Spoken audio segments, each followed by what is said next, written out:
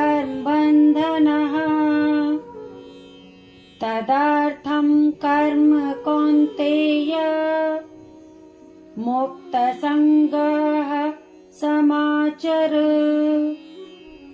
इस श्लोक में श्री कृष्ण पूरे समाज की भलाई वाले कर्म को समझा रहे हैं।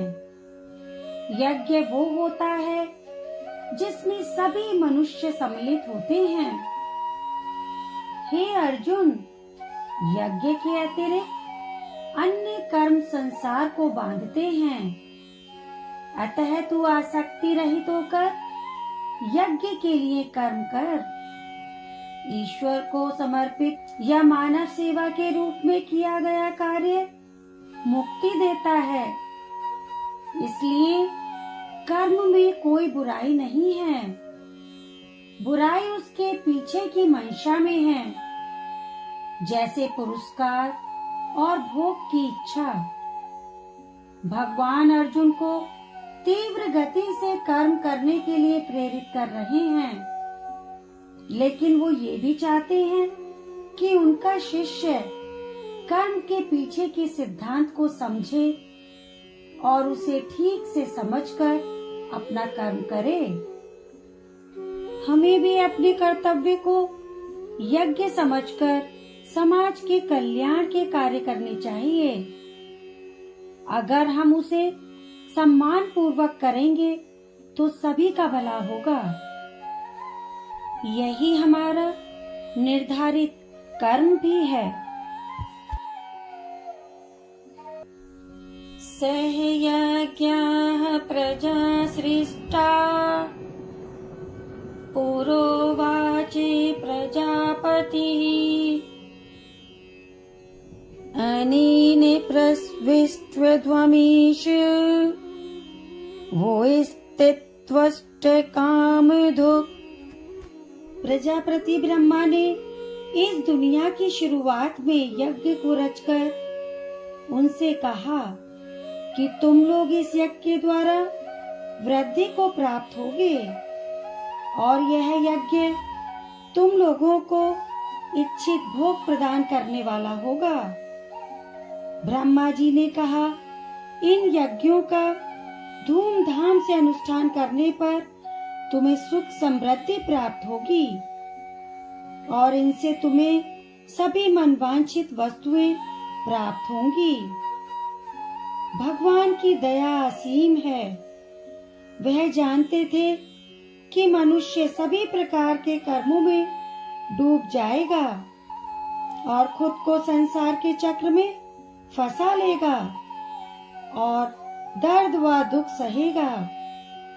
इसलिए मनुष्य के साथ निर्माता ने दुनिया में कई प्रकार के यज्ञ शुरू किए, जो मानव जाति को जीवन के माध्यम से अंतिम पूर्णता तक की यात्रा में मदद करेंगे। यज्ञ का अर्थ है ईश्वर के प्रति समर्पण या मानवता की सेवा। ईश्वर पर ध्यान का कार्य। यज्ञ हमें रास्ता दिखाता है। यह संस्कारों का संगठित रूप है और जब कोई कार्य संस्कारों के माध्यम से करते हैं, जो मानव जाति को जीवन के माध्यम से अंतिम पूर्णता तक की यात्रा में मदद करेंगे। ये यथा माम प्रपद्यन्ते तासथैव भजाम्यहम् मम वर्तमानुवर्तन्ते मनुष्याः पार्थ सर्वशः। हे अर्जुन, जो भक्त मुझे जिस प्रकार भजते हैं, मैं भी उनको उसी प्रकार भजता हूँ, क्योंकि सभी मनुष्य सब प्रकार से मेरे ही मार्ग का अनुसरण करते हैं। यहाँ श्री कृष्ण यह व्यक्त करते हैं कि भगवान सभी के साथ उनके समर्पण के अनुसार आदान प्रदान करते हैं। जो मनुष्य उनकी पूजा करते हैं, उसके लिए पुरस्कार उनकी पूजा के उद्देश्य और लक्ष्य के अनुरूप ही होता है। जो लोग भगवान को अपना लक्ष्य और आश्रय मानते हैं, भगवान उनकी देखभाल करते हैं। जो कृष्ण की बातों को, ज्ञान को और स्वरूप को अच्छी तरह समझ जाता है, वह कृष्ण में मिल जाता है। हमें भगवान की बताई हुई बातों का अनुसरण करना है, उनके बताए हुए ज्ञान पर चलना है। इष्टान् भोगान् हि बुद्धिवा दास्यन्ते यज्ञ भाविताः तैर्दत्तानि प्रदायेभ्यो यो भुङ्क्ते इस्तेनैव सः। यज्ञ द्वारा बढ़ाए हुए देवता तुम लोगों को बिना मांगे ही इच्छित भोग निश्चय ही देते रहेंगे। जब देवताओं की पूजा यज्ञ द्वारा की जाती है, तब वे मनुष्य को अनेक भौतिक आशीर्वाद तथा अनेक विपत्तियों का निवारण करते हैं। जो इन भौतिक वस्तुओं को देवताओं को अथवा ईश्वर के रूप में अपने साथियों को अर्पित किए बिना भोगता है, वह वास्तव में चोर ही है, क्योंकि वह वस्तुओं का मूल चुकाए बिना भोगता है। अन्न, जल, वायु तथा अन्य वस्तुएं जिनका हम उपयोग करते हैं, वे ईश्वर की हैं। वे हमारे द्वारा निर्मित नहीं हैं। कुछ देने पे कुछ मिलता है, कुछ करने से कुछ मिलता है। बिना कोई काम करके कोई सोचे कि सभी काम हो जाएं, तो ये तो नहीं हो सकता। इसे तो बेईमानी ही कहा जाएगा। ऐसे लोग चोर ही तो हैं।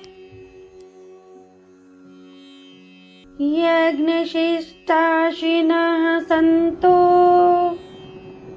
मुच्यन्ते सर्वकिल्बिषः भुञ्जते ते त्वगं पापा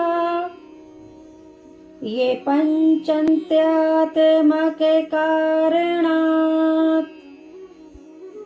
यज्ञ से बचे हुए अन्न को खाने वाले श्रेष्ठ पुरुष सब पापों से मुक्त हो जाते हैं, और जो पापी लोग अपना शरीर पोषण करने के लिए ही अन्न पकाते हैं, वो तो पाप को ही खाते हैं। देवताओं को भोग लगाकर उनका पालन पोषण करना या फिर भूखे प्यासे मनुष्यों को भोजन खिलाना तथा उसके बचे हुए भाग को खाना सभी पापों को नष्ट करने वाला धर्म है। इस दैवी या मानवीय आहुति से एक दो पाप नहीं, बल्कि मनुष्य के सभी भयंकर पाप धुल जाते हैं। जो स्वार्थी अपनी शारीरिक जरूरतों को पूरा करने के लिए सब कुछ पकाता और खाता है, वह भोजन नहीं पाप खाता है। ऐसे लोग पाप जमा करते हैं। अतः यह स्पष्ट है कि त्याग भलाई की ओर तथा स्वार्थ पाप और दुख की ओर ले जाते हैं। अन्नान् भवन्ति भूतानि पर्जन्यदन्न संभवः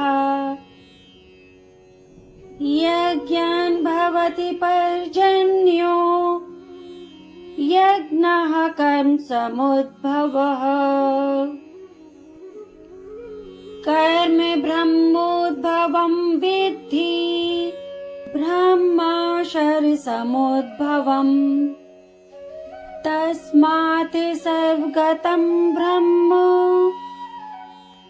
नित्यं यज्ञ प्रतिष्ठितम्। संपूर्ण प्राणी अन्न से उत्पन्न होते हैं अन्न की उत्पत्ति बारिश से होती है, बारिश यज्ञ से होती है और यज्ञ विहित कर्मों से उत्पन्न होने वाला है। कर्म समुदाय को तो वेद से उत्पन्न और वेद को अविनाशी परमात्मा से उत्पन्न हुआ जान।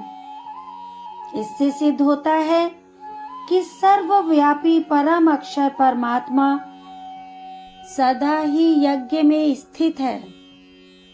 यज्ञ और अन्य धार्मिक कार्य साधारण कार्य नहीं हैं, क्योंकि उनमें सर्वव्यापी ब्रह्म प्रत्यक्ष रूप से विद्यमान है।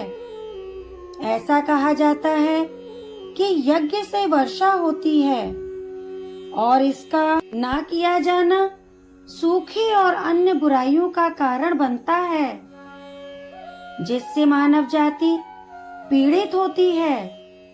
इसलिए यज्ञ मानव कल्याण और व्यक्तिगत मुक्ति का कार्य है।